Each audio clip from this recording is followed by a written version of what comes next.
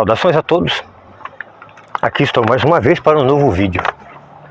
E no vídeo de hoje eu quero falar sobre um tópico muito importante para as pessoas que creem no Jesus de Nazaré e verdadeiramente o seguem. Porque a maioria dos cristãos é tudo made in China, falsificados. Mas então o que acontece? Hoje eu vou falar sobre as atitudes que os verdadeiros nazarenos terão que adotar nos tempos do Armagedon. E o primeiro tópico é a carne que se come. Então vamos lá.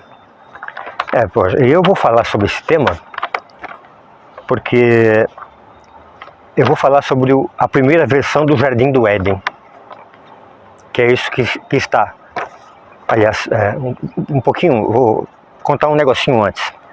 Eu estou usando como ponto de referência para esse texto aqui 3 livros religiosos do Oriente Médio para cá: a Bíblia cristã, o Torá judaico e o Alcorão muçulmano, árabe na verdade. Porque esses 3 livros contam mais ou menos a mesma história, ou contam a mesma história com palavras diferentes. Então, o que acontece? Eu vou falar hoje sobre o Jardim do Éden, e eu quero começar sobre a primeira versão do Jardim do Éden. Aquele que está nesses 3 livros religiosos e que remonta a milhares de anos atrás, e não se sabe exatamente quando. E aí eu vou comentar sobre a segunda versão do Jardim do Éden que está chegando aí. Então vamos lá. Gênesis 1, o Jardim do Éden, primeira versão. Capítulo 29, 30. Deus disse: Eis que vos dou toda a erva que dá semente sobre a terra, e todas as árvores frutíferas que contêm em si mesmas a sua semente, para que vos sirvam de alimento. E, para todos os animais da terra, para todas as aves dos céus, para tudo o que se arrasta sobre a terra, e em que haja o sopro da vida, eu dou toda a erva verde por alimento. Poxa vida, então, eu acho que existe alguma dúvida? Algum de vocês tem alguma dúvida? Que na primeira versão do Jardim do Éden, todos os animais, todos os insetos, eles eram vegetarianos ou não? O Jeová, o Alá, ou seja lá o nome que se dê a isso, porque o nome não importa. Por acaso vocês vão encontrar alguma referência nesse livro religioso que o Jeová estava falando para o Adão matar uma galinha ou matar um gado para fazer um churrasco? Não. A primeira versão do Gênesis deixa bem claro que todos os animais e insetos, eram todos vegetarianos. Não existiam canibais naquela época. Mas como eu sei que alguns pastores vigaristas ensinam exatamente o contrário disso, então vamos continuar lendo a Gênesis. E vamos para Gênesis 9. Um cara chamado Noé, que eu acho que vocês sabem quem foi, né? Ou deveriam saber, né? Então vamos lá no versículo 3. Tudo que se move e vive vos servirá de alimento, e eu vos dou tudo isso, como vos dei a erva verde. Vocês entenderam o que eu falei?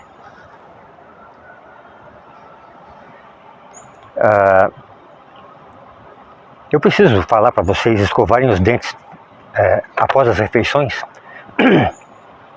Eu tenho que falar para vocês se banharem antes de deitarem. Eu tenho que falar para vocês lavarem as suas roupas aí, pelo menos uma vez por semana, ou quando estão muito sujas. Eu tenho que falar para vocês que vocês têm que dormir todas as noites.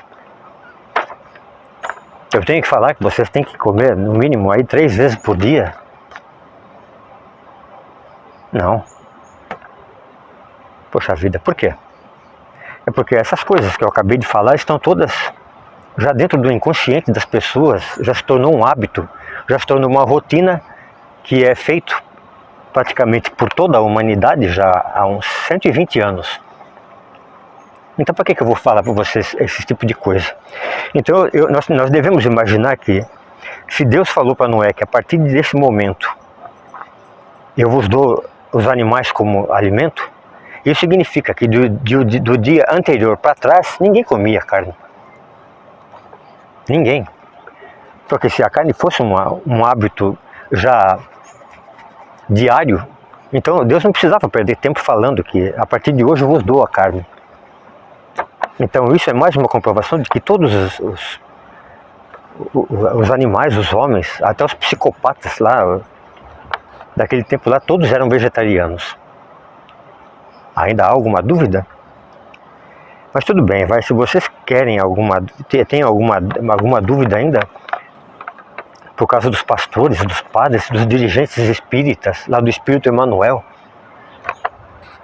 aí o Chico Xavier também, que são totalmente contra os vegetarianos, uma coisa absurda dessa.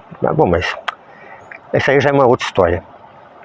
Então, mas se alguma dessas religiões, o espiritismo, os evangélicos os cristãos e os espíritas ainda tem alguma dúvida sobre isso, então vamos continuar no Gênesis 11, Isaías 11, o versículo 6 e 7.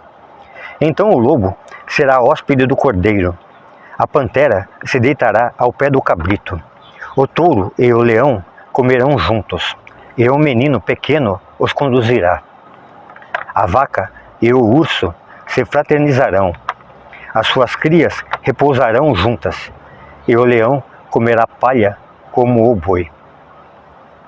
Aí nós vamos no Gênesis 65, Isaías 65, versículo 25. O lobo e o cordeiro pastarão juntos. Entenderam? O leão, como um boi, se alimentará de palha. Perceberam isso daí? Prestaram bem atenção nisso? E a serpente comerá terra. Alguma dúvida? Nenhum mal, nem desordem alguma será feita em todo o meu santo monte, diz o Senhor. Esse santo monte em que o Isaías está se referindo, tenhamos todos a certeza absoluta que é a segunda versão do Jardim do Éden. Agora, por que eu estou sendo tão reticente? Poxa vida, esqueci essa palavra. Resistente mesmo. Sobre a questão da carne. É porque eu sou ovo-lacto vegetariano e na minha propriedade, que eu estou vendendo, eu estou loteando na verdade, eu só vou aceitar ovo-lactos vegetarianos por alguns motivos. E esse é um dos motivos. Ora, se nós que acreditamos no Jesus de Nazaré e na vinda dele, no retorno dele, aliás, novamente, ora, então nós temos que seguir as leis deles ou no mínimo levar em consideração que esse negócio aí é possível. No meu caso, eu não levo em consideração que é possível, eu creio piamente que será assim. Ora, quando Jesus implantar o seu reino, todo mundo vai ter que ser vegetariano. Então não há opção, não há escolha para isso. E eu fico escutando pastores dizendo que quando Jesus implantar o seu reino, esse pastor, isso ele falou perto de um monte de gente lá daquele rebanho, do gado dele. Que esse pastor falou que quando Jesus implantar o seu reino, ele vai fazer churrasco todos os dias para comemorar estar na presença de Deus. Poxa vida, será que esse pastor leu a Bíblia? Aparentemente não, né? Aliás, todo mundo hoje pode ser pastor, né? Pode ser bispo, pode ser sei lá, dirigente espírita. Aí vira essa bagunça toda.